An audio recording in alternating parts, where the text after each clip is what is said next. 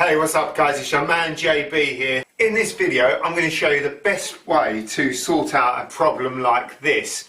Now as you can see, this wall is plasterboarded and plasterboard tends to have this paper or card film over the top, and when the wall gets hit by a rather large and heavy piece of equipment like it did here, I'm not saying any names, but when it gets hit like this, it really does sort of leave a real ugly bit of card sticking out and a hole in the wall, and it's really quite annoying. It has hit the skirting a little bit here. There is a little bit of a scuff on the skirting.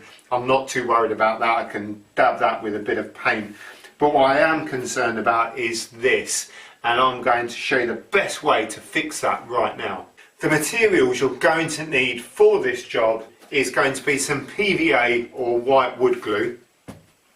We're going to need some filler, some kind of poly filler, and maybe, depending on the size of the job, this is very small but I want to get this super smooth, so what I might do is just add a tiny bit of plaster and skim repair, because sometimes when you put the filler on, one coat just isn't enough. So sometimes one coat, rub it down, and a bit of skim over the top. But we'll see how it goes.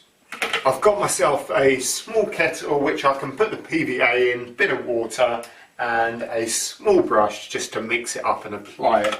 This is going to need an absolutely minimal amount of PVA. But what this PVA will do is just seal the plaster, because it is very powdery. If I put my finger in there, look, you can see that it goes all white and powdery, and often if you were just to put some filler straight on the top of that, the filler isn't going to bond with the wall itself and it might just fall out. So what we need to do is seal it so it's nice and dry and tacky and clean, and that filler just goes straight in there. The other tools I've got are a knife just to cut around and also a filling knife. Okay guys and girls, let's get on with it. So as I've mentioned already, you can see the paper here which lines the plasterboard, and really we just need to take that off for now. That's going to serve no purpose whatsoever. Now it is really important that you do get rid of this. What I've seen some people do is leave that flapping on here, put a bit of filler on it. Now the issue with that is if you've got any paper sticking out and you put filler over the top and then you rub it down, you're then going to get this kind of thick paper around the edge, and you're going to start rubbing the paper down and it'll all look rather kind of ugly and not very smooth. So it's really important to get rid of that paper.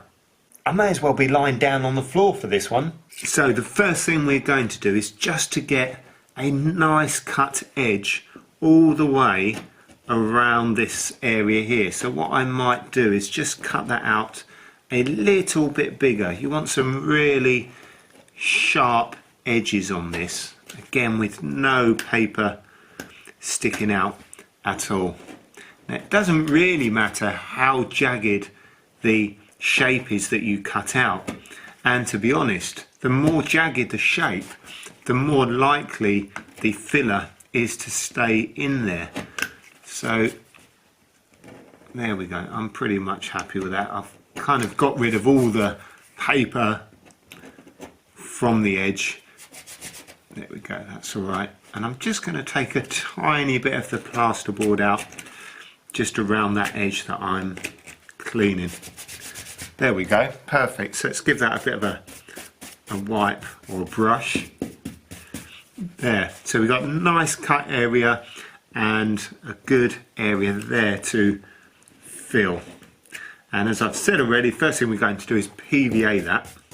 So what I want to do now is just mix up a little bit of PVA and water.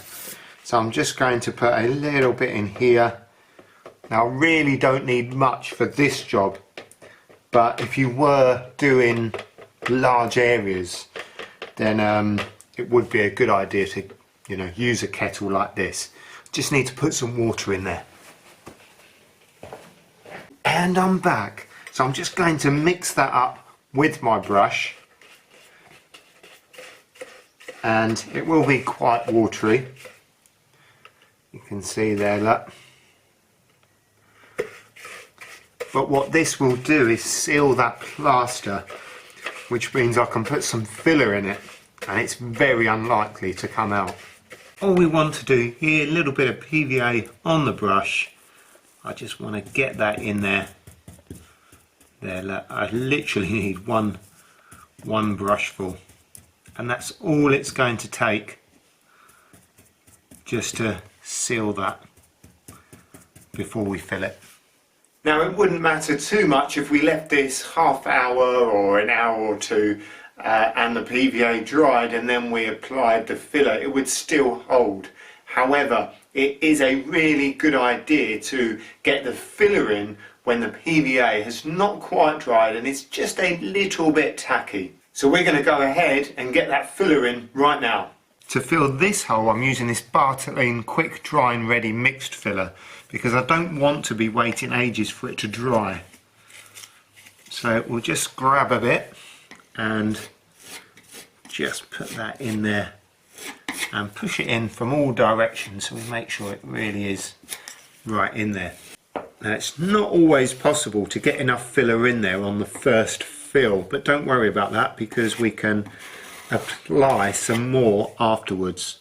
There, that's absolutely fine for now. I'm going to let that dry, then what I can do is give it a light sand, see what it's like, and maybe I'll put a little bit of skim over the top. Well, the filler is now dry, so what I'm going to do is use a bit of 120 grit paper and just sand it down. Now, at this point, I really do feel confident that I could get away with a quick sand and that would be okay to then paint over and it would look pretty good. But often filler will sink very slightly, meaning if you're filling a rather big hole, even if you make the filler protrude, then it does tend to sink into the wall. And for that reason, I am going to put a second coat of filler on that. So you could use the same filler again, doing a second coat, that would not be a problem. But if you want to get it really smooth, then we'll give it a rub down with paper and then we'll skim over the top of it with a bit of plaster repair. Not going to need a lot of sanding at all because I haven't left a lot of the product or the filler actually on the wall. So that's not going to take a lot of sanding. But I want to be careful not to start sanding any of the filler inside the hole.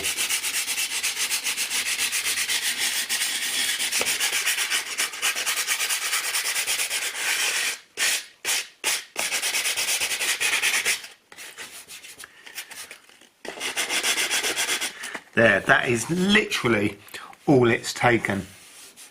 And annoyingly there's a tiny little dent there, but I'm not going to worry too much about that.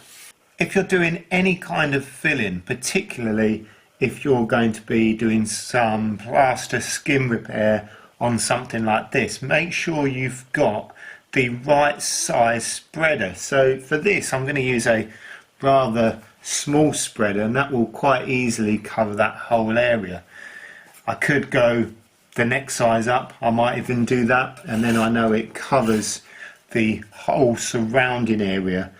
But it is important to get the right size, so if you've got a really big hole that you're trying to fill and smooth out, don't be using something like this. You might have to step it up and use something like this, or you might even need to step it up a bit more and use something like this. Before we put the plaster skim over the top then, I'll just give it a little brush and just a gentle wipe with a damp cloth just to ensure there's no dust there whatsoever. So then we'll just open up our plaster repair. There we go, it's a really smooth filler, so it will give you a really nice finish. So all we do here, just going to apply a nice thin layer over that. I'm actually just going to fill in that little dent that I discovered a moment ago. There we go, that's all we need to do. Now this shouldn't take too long to dry because it's a very thin coat, so we'll let that dry off and then we'll give it a sand. Right, so the skim coat is now dry. I'm going to give that a rub down, and I'm using a bit of 120 paper. So we just need to be really light with this because this filler is so fine and it sands really easy. So just a really light scratch.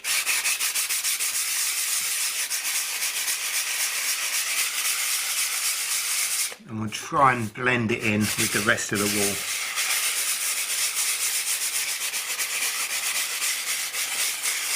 What we don't want to see is any harsh lines or bits where the filler was, and you know, otherwise you're going to see lumps and all sorts when you paint it.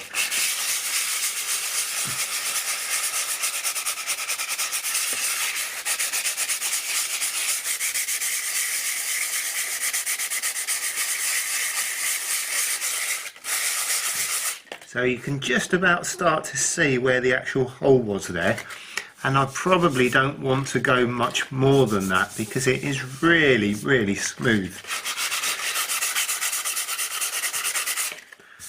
Yeah, I'm definitely happy with that. So let's just move that dust to one side. Give that a brush. I'm going to give it a wipe with a damp cloth, get all that dust off. And that is ready to paint. Now luckily I've got the old paint that I used on the wall before, and this is Dulux Goose Down. So I've got plenty of that, and just going to load up a roller and get it on. So I just dipped the roller inside the tin. There's no way I'm going to get a paint tray out just to do this little bit.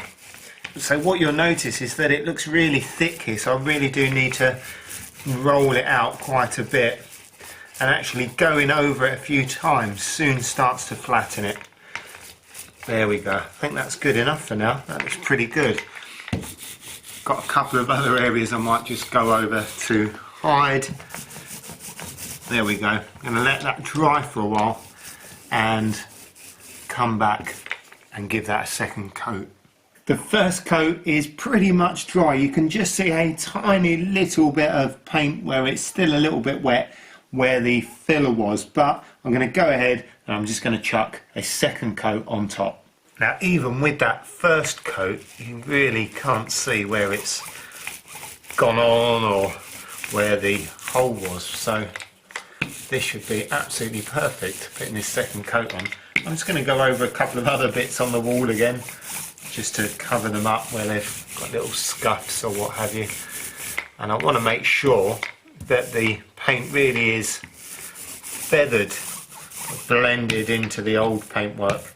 Again, you don't want to end up seeing any lines at all. But there, fantastic. We'll leave that to dry and we'll pretty much be done. Now that second coat is on and finished, and there is absolutely no way you can see where that hole was. It has been filled really, really well with 2 coats of paint on top. You just cannot see it at all. Even the texture of the wall is exactly the same as the rest of it. Well done, JB. Okay, fantastic. That's another job done. Let's see what else I've got to do around the house. Paint radiators. Oh yeah, so coming up real soon, in the not too distant future, I'm going to be publishing a video on how to paint your radiator. Yay. If you do have any questions or comments about filling holes in the wall just like this, then leave them in the box below. Fan dabby dozy, I'm out of here, I'm going to have a cup of tea. I'll see you guys on the next video.